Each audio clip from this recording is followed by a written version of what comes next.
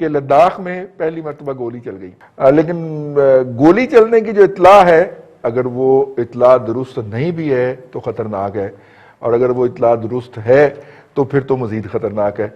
लेकिन जो एक दो वेबसाइट्स पे मैं पहुंच पाया, वहां पे ये सजेस्ट किया जा रहा था कि गोली चल गई है, तो जो वो मुआहदा है 93 वाला वो ब्रेक हो गया है। अगर ये ब्रेक हो गया है तो सर बात तो बहुत, इसका मतलब है कि क्लैश की तरफ चली गई है।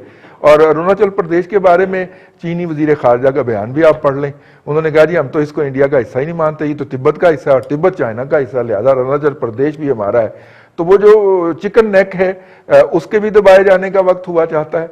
रहनुमाई फरमाए हमारी ब्रिगेड साहब कि हम आजसी हथियार जो है वो इस्तेमाल नहीं करेंगे। इसलिए पहले जो कुछ हुआ वो डंडे के दौर पे हुआ, और डंडे मारे गए, सोटे मारे गए, पीके फेंका गया, गलवान रिवर में फेंका गया। और अभी भी एक वीडियो सामने आई है तो शायद आपकी नजर से गुजरी होगी, जिसमें कोई इंडियन फौजी जो है चाइनीज फौजियों को धक्का देकर उस जगह से निकाल रहे हैं जहां वो घुसने की कोशिश कर रहे हैं। अभी जो चाइनीज वर्जन के हिसाब से या ग्लोबल टाइम्स में जो आर्टिकल आए, अगर आपने उनको जरूर फॉलो किया होगा, उसमें ये कहते हैं कि जी प्रोवोकेशन जो है ये चाइना ने आइडेंटिफाई कर दिया था, और एक मीटिंग हुई थी जो उनके कोर कमांडर की और चाइनीज के जो मेजर जनरल है उसकी और बाकी चाइनीज ऑफिशियल्स की और इंडियन ऑफिशियल्स की हुई थी। उसमें चाइना ने, अगर आपको याद हो, इसको हमने कवर भी किया था, उन्होंने कहा था हम जहां हैं वहां हम बैठे हुए, इससे हम पीछे नहीं जाएंगे, ना हम किसी रिच को छोड़ेंगे, ना हम किसी बॉटलनेक को छोड़ेंगे, ना गलवान रिवर, गलवान वैली में जहां तक हम आ चुके हैं वहां से हम पीछे जाएंगे। और उसको सर्टिफाई कर दिया इंडियन लीडरशिप ने, नरेंद्र मोदी ने, जिस तरह उसने अपनी पार्लियामेंट में अपने लोगों के सामने बयान दिया कि जो चाइनीज फौज है वो उसने हमारी सीमा क्रॉस नहीं की है। मीनिंग देयर बाई कि चाइनीज जहां भी बैठे हुए थे वो अपनी जगह पे बैठे हुए थे, जो सर्टिफाई कर दिया।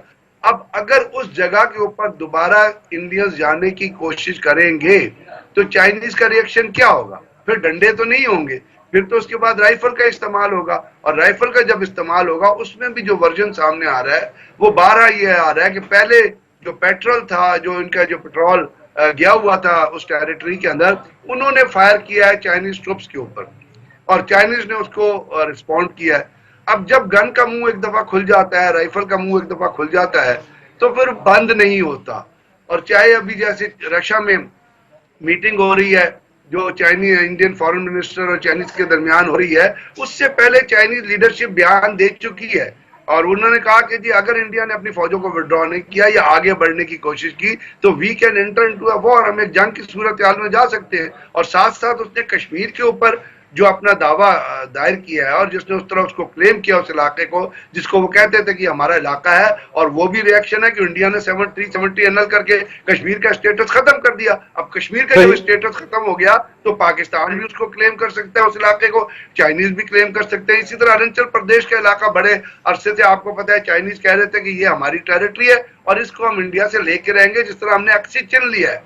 अब ये चीजें जिस तरह बढ़ रही हैं, अगर रशिया में ये मीटिंग हो रही है तो मुझे नहीं लगता कि किसी डी एस्केलेशन प्रोसेस की तरफ जाएगी। लेकिन अगर ये डी एस्केलेशन प्रोसेस की तरफ ना भी गई तो ये उस खित्ते तक महदूद रहेगी, क्योंकि जो अमेरिका बेट दे रहा है इंडियंस को कि आप चाइनीज के खिलाफ खड़े हो जाएं, वो ये शय तो दे रहा है उनको, लेकिन अमेरिका के खुद हालात ऐसे नहीं है इस वक्त तक, क्योंकि उनके दो बड़े इंपॉर्टेंट प्रोसेस चल रहे हैं। एक तो अफगानिस्तान के अंदर जो वहां से पीस जो फोर्सेस का विड्रॉल होना है, आपको पता है वो किसी अभी तक कोई ऐसी नहज पे नहीं पहुंचा कि आप वहां से ट्रुप्स उठाएं और अमेरिका ले जाएं, और अगर वो अमेरिका वहां ट्रुप्स नहीं जाते हैं तो उसका पोलिटिकल फॉल आउट जो है वो ट्रंप की इलेक्शन के ऊपर आना है। बिल्कुल सही। जो चीज जो अहम चीज चल रही है वो है इंडिया अमेरिकन इलेक्शन।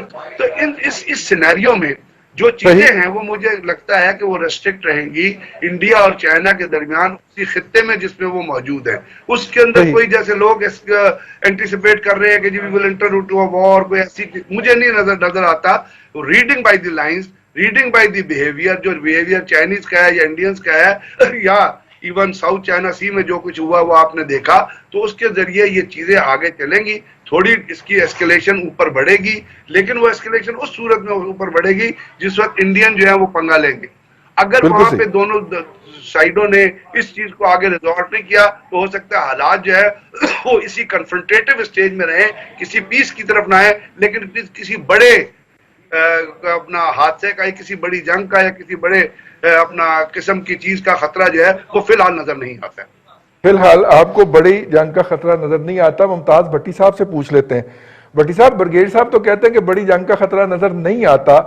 हमारे तो वजीर खारजा आज पहुंच गए वहां पे मॉस्को, 2 दिन के लिए चले भी गए ठंड के अंदर मौजें करने। माशाल्लाह। पता नहीं क्या करने गए, लेकिन मैं चले गए। वो शंघाई कोऑपरेशन ऑर्गेनाइजेशन के वुज़राए खारजा की मीटिंग है। चले वुज़रा दिफा की मीटिंग में हमारे वजीर दिफा तो गए, ठंड लग जाती है, लेकिन वजीर खारजा चले गए, वो ठंड लग जाती है ना जी, इसलिए नहीं गए। अब मामला है जी चाइना का और इंडिया का। इंडिया डेफिनेटली, देखिए रईस साहब, जब आप पग पहनते हैं ना, किसी यहाँ पंचायत के चेयरमैन होते हैं या बन जाते हैं वो नवाब, तो आपको किसी जगह झुकना पड़ता है, किसी जगह झुकाना पड़ता है। पंचायत के खड़पैंच होते हैं वैसे। हाँ, वो जो खड़पैंच नहीं जी, वो क्या जत्थेदार उसको कहते हैं, या वो पंच, वो क्या होता है जी, जेन में नहीं आ रहा, सरपंच नहीं, हमारे लहंदे पंजाब में खड़पैंच भी कहते हैं। खड़पैंच भी कह देते हैं, लेकिन जब आप खड़पैंच बन जाते हैं ना जी, तो फिर कई दफा आपको खड़कना पड़ता है और कई दफा खड़काना पड़ता है, दोनों। कई दफा कोई आपको आके खड़का जाएगा, दूसरी दफा आप उसको खड़का देंगे। लेकिन ठीक है, अब हुआ मुझे प्रोग्राम खड़काना है, इसलिए ब्रेक पे जाना है। तो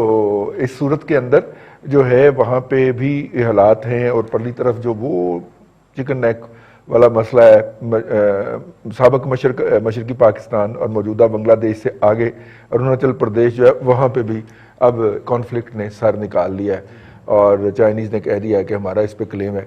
तो ऐसी सूरत में क्या सिचुएशन डाई डाउन हो जाएगी? हम जैसे कि पहले दोनों साहब ने, एक तो मैं एग्री करता हूँ, ब्रिगेड साहब ने और मुमताज भट्टी साहब ने बड़ी डिटेल में मौजूदा हालात का तज्जिया कर दिया। मैं ज़रा पीछे जाना चाहता हूँ थोड़ा सा। आज से कुछ अर्सा पहले आपको याद है कि जब सीपैक का डॉल डाला गया तो पहले सिर्फ गुफ्तगू हो रही थी और उस पर फिर काम शुरू हुआ। मैं ये समझता हूँ कि इस दिहाई के आखिर तक इंशाल्लाह चाइना जो है वो इस मुल्क, इस दुनिया की वाहिद सुपर पावर बनने जा रही है। वाहिद, लफ्ज वाहिद इज इंपॉर्टेंट बिकॉज जो financial economic constraints United states से फेस कर रहे हैं, being a commercial political economy, वो उनके लिए बड़ी अपहिल टास्क होगा और वो मेरा नहीं ख्याल कि कन्फ्रंट कर सकेंगे चाइना को through India to an extent के वो उनको उस मकसद में जो बहुत एक बड़ा उनका प्लान है, जिसको उन्होंने अब सीपैक की बजाय वन बेल्ट वन रोड कहना शुरू कर दिया है। सही। उस वन बेल्ट वन रोड पर रही सब जो सबसे इंपॉर्टेंट एस्पेक्ट है वो ये है कि सबसे पहली नजर उनकी जो है वो सार्क ममालिक पे है।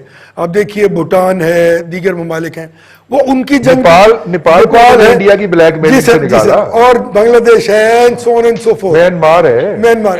अब सबसे पहले तो उनको उनकी जंग लड़के वो तमाम रास्ते क्लियर कर रहे हैं जिसमें वो वन बेल्ट, म्यांमार, भूटान और श्रीलंका और Bangladesh and then so on to Pakistan and then so on so forth. अगर वो रशियन स्टेट्स में जा रहे हैं और फिर अफ्रीका में जाने का इरादा रखते हैं 57 कंट्रीज में, तो कोई उनसे ये पूछेगा वो तुम्हारे अपने तो हमसाए में तुम्हारे साथ लोग नहीं है, तो सवाए जापान के मेरे ख्याल में वो सब कुछ पहले उस तरफ जाएंगे। और इस सार्क ममालिक में, जापान तो जरा दूर है, सबसे पहला ये उनका जो एम है वो ये है कि इन तमाम ममालिक को इतना कंसोलिडेट कर दिया जाए कि उस वन बेल्ट वन रोड पर वो उसके साथ वो कनेक्ट हो जाए। उसकी कनेक्टिविटी के लिए बेहद जरूरी है कि लद्दाख और ये तमाम इलाका उनके पास हो, क्योंकि अगर भूटान और वो अपने म्यांमार वगैरह जो है वो थ्रू लद्दाख पाकिस्तान के साथ कनेक्ट होते हैं, अगर वो कनेक्टिविटी नहीं होती तो दे आर रिडंडेंट, वो वहीं रुक जाएंगे।